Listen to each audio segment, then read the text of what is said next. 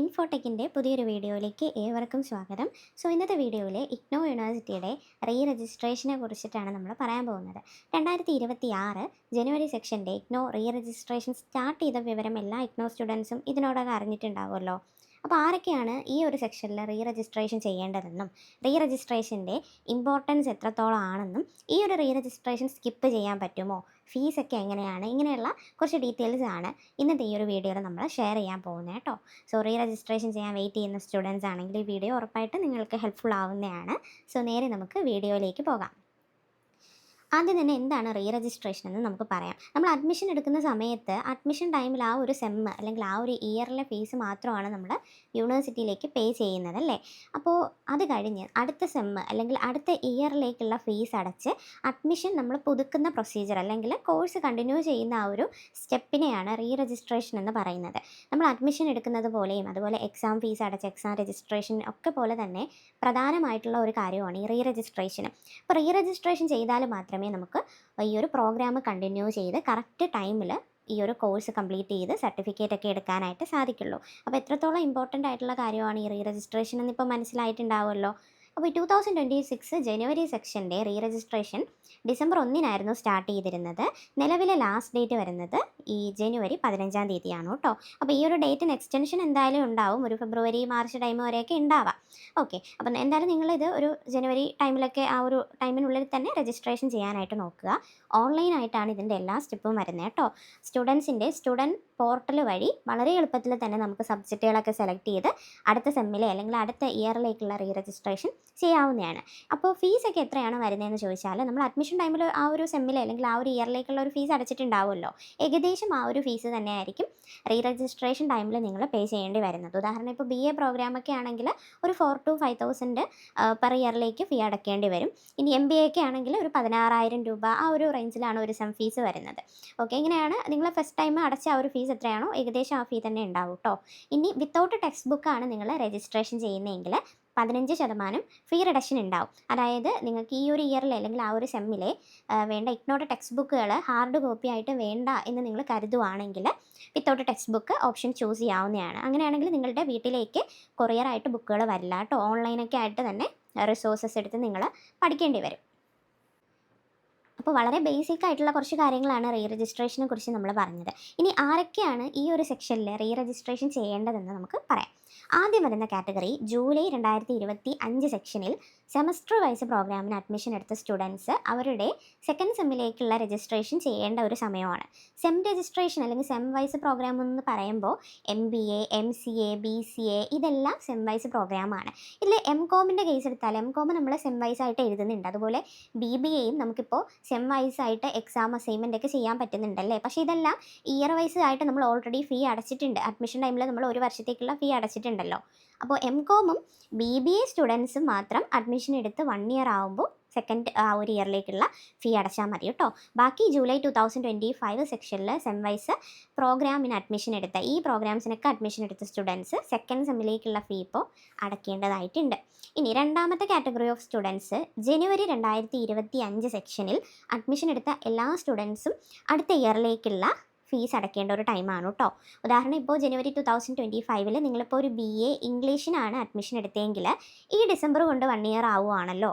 അതുകൊണ്ട് തന്നെ രണ്ടാമത്തെ വർഷത്തിലേക്കുള്ള ഫീസ് ഇപ്പോൾ അടയ്ക്കേണ്ടതായിട്ടുണ്ട്. BA ഇംഗ്ലീഷ് മാത്രമല്ല, ഇയർ വൈസ് പ്രോഗ്രാമുകളായ BA ഇംഗ്ലീഷ്, BA സോഷ്യോളജി, അതുപോലെ MA ഇംഗ്ലീഷ്, പൊളിറ്റിക്കൽ സയൻസ്, ഇങ്ങനെയുള്ള എല്ലാ ഇയർ വൈസ് സ്റ്റുഡൻസും സെക്കൻഡ് ഇയറിലേക്കുള്ള ഫീസ് ഇപ്പോൾ അടയ്ക്കേണ്ടതായിട്ടുണ്ട്.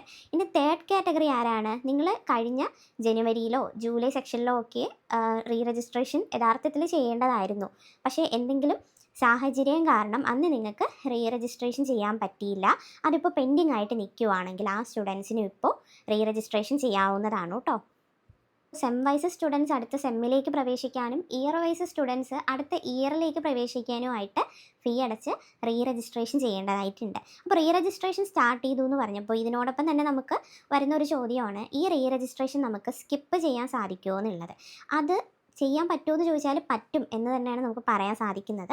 പക്ഷേ അതിന് മുന്നേ ആയിട്ട് നിങ്ങൾ രജിസ്ട്രേഷൻ ഇപ്പോൾ ചെയ്യാതെ സ്കിപ്പ് ചെയ്യുവാണെങ്കിൽ അറിഞ്ഞിരിക്കേണ്ട കുറച്ച് കാര്യങ്ങളുണ്ട്. ഇപ്പോൾ ഉദാഹരണത്തിലൂടെ നമുക്കൊന്ന് പറയാം. ഉദാഹരണം, നിങ്ങളിപ്പോൾ 2025 MCOMന് അഡ്മിഷൻ എടുത്തതാണെന്ന് കരുതുക. ജനുവരിയിലാണ് കേട്ടോ. അങ്ങനെ വരുമ്പോൾ എന്താണ്, ജനുവരി 2026 ആകുമ്പോൾ നിങ്ങൾ സെക്കൻഡ് ഇയറിലേക്ക് സ്റ്റാർട്ട് ചെയ്യുകയാണ് ചെയ്യുന്നത് അല്ലേ. ഫസ്റ്റ് ഇയർ കംപ്ലീറ്റ് ആവും, നമ്മൾ സെക്കൻഡ് ഇയറിലേക്ക് ഇവിടെ തുടങ്ങും. അത് കഴിഞ്ഞൊരു 2027 തുടക്കത്തോടു കൂടി തന്നെ ജനുവരി ഒക്കെ കൊണ്ട് തന്നെ MCOM സ്റ്റുഡൻറ്റ് ഈ ഒരു പ്രോഗ്രാം കംപ്ലീറ്റ് ചെയ്യേണ്ടതാണ്. 2 വർഷം കംപ്ലീറ്റ് ചെയ്യേണ്ടതാണല്ലേ. അതിനായിട്ട് എന്ത് ചെയ്യണം, നമ്മൾ ഈ ജനുവരിയിൽ അഡ്മിഷൻ എടുത്ത സ്റ്റുഡൻറ്റ് ഈ ജനുവരി 2026 സെക്ഷനിൽ നമ്മൾ റീ രജിസ്ട്രേഷൻ ചെയ്യണം. ഇൻ കേസ് നിങ്ങൾ ഈ ഒരു 2026 ജനുവരിയിൽ റീ രജിസ്ട്രേഷൻ ചെയ്തില്ല, അത് കഴിഞ്ഞ് വരുന്ന ജൂൺ 2026 സ്കിപ്പ് ചെയ്ത് റീ രജിസ്ട്രേഷൻ ചെയ്യുന്നതെങ്കിൽ എന്ത് സംഭവിക്കും, കോഴ്സ് കഴിയാനും ഈ ഒരു 2027 ജൂൺ എടുക്കും. മനസ്സിലായോ? അതായത് നിങ്ങൾ ഇപ്പോൾ ഒരു സെക്ഷൻ സ്കിപ്പ് ചെയ്ത് അടുത്ത സെക്ഷനിലാണ് റീ രജിസ്ട്രേഷൻ ചെയ്യുന്നതെങ്കിൽ പ്രോഗ്രാം കംപ്ലീറ്റ് ചെയ്യാനും അതുപോലൊരു ഡിലേ ഉണ്ടാവും. നിങ്ങളിപ്പോൾ 6 മാസം കഴിഞ്ഞാണ് റീ രജിസ്ട്രേഷൻ ചെയ്യുന്നതെങ്കിൽ പ്രോഗ്രാം കംപ്ലീറ്റ് ചെയ്യാൻ ആ ഒരു 6 മന്ത്സ് ഗ്യാപ്പ് വരും. ഇനി 1 ഇയർ കഴിഞ്ഞാണ് നിങ്ങൾ റീ രജിസ്ട്രേഷൻ ആ ഒരു സ്കിപ്പ് ചെയ്ത് ചെയ്യുന്നതെങ്കിൽ പ്രോഗ്രാം കംപ്ലീറ്റ് ചെയ്യാനും ആ ഒരു ടൈം എടുക്കും. അതുകൊണ്ട് ഞങ്ങൾ ഒരിക്കലും റീ രജിസ്ട്രേഷൻ സ്കിപ്പ് ചെയ്യാൻ സജസ്റ്റ് ചെയ്യില്ല. ഇൻ കേസ് നിങ്ങൾക്കിപ്പോൾ എക്സാമോ അസൈൻമെൻറ്റോ ഒക്കെ ഫസ്റ്റ് സെമ്മിലെയോ ഫസ്റ്റ് ഇയറിലെയോ പെൻഡിങ് ഉണ്ടെങ്കിലും റീ രജിസ്ട്രേഷൻ ഓൺ ടൈമിൽ തന്നെ ചെയ്യുക കേട്ടോ. അപ്പോൾ ഇൻ കേസ് നിങ്ങൾക്ക് ഈ ഒരു ജനുവരി 2026 സെക്ഷനിൽ റീ രജിസ്ട്രേഷൻ ചെയ്യാൻ പറ്റിയില്ല അല്ലെങ്കിൽ പറ്റുന്നില്ല എങ്കിൽ അടുത്തിനി റീ രജിസ്ട്രേഷൻ പോർട്ടൽ ഓപ്പൺ ആക്കുന്നത് ജൂലൈ 2026 കേട്ടോ. ജൂലൈ 2026 സെക്ഷൻ എന്ന് പറയുമ്പോൾ ഒരു മെയ് ഒക്കെ ആകുമ്പോൾ ഇതിൻ്റെ സൈറ്റ് ഓപ്പൺ ആവുന്നതാണ്. ഈ റീ രജിസ്ട്രേഷൻ സ്റ്റാർട്ട് ചെയ്തു എന്ന് അറിഞ്ഞ സമയത്ത് ചില സ്റ്റുഡൻസിന് വന്നൊരു ഡൗട്ടാണ്, ഇപ്പോൾ ഒരു ഡിസംബർ മാസത്തിൽ ഇപ്പോൾ ഒരു എക്സാം ഒക്കെ നടക്കുന്നുണ്ട്. കഴിഞ്ഞ മന്ത് അസൈൻമെൻറ്റ് സബ്മിഷൻ്റെയൊക്കെ ഒരു സമയമായിരുന്നല്ലേ. അപ്പോൾ ആ ടൈമിൽ നമ്മൾ അസൈൻമെൻറ്റോ എക്സാമോ ഒന്നും എഴുതിയില്ല.